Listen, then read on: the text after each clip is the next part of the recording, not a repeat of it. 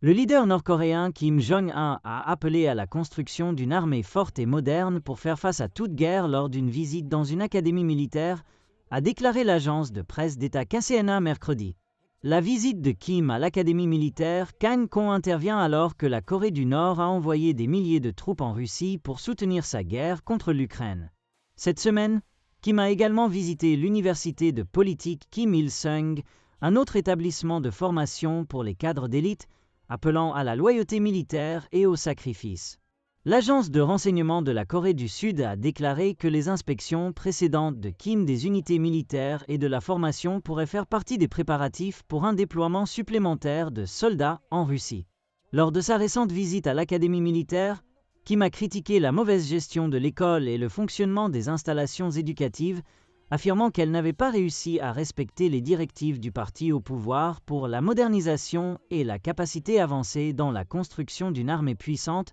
a rapporté KCNA. Il a défini des tâches pour rénover les installations et intensifier l'éducation en se concentrant sur la pratique, afin que les recrues apprennent les expériences actuelles de la guerre moderne et maîtrisent les armes et l'équipement technique avancé. La situation internationale actuelle, dans laquelle la nature agressive et belliqueuse des impérialistes s'exprime plus ouvertement que jamais dans l'histoire et où la guerre et l'effusion de sang sont devenues courantes, exige que les forces armées affrontent parfaitement la guerre, a déclaré Kim Jong-un. Les responsables sud-coréens ont averti que la Corée du Nord pourrait bénéficier de l'approvisionnement en armes et en troupes pour combattre en Russie afin d'acquérir de l'expérience et des connaissances sur le fonctionnement sur un champ de bataille moderne.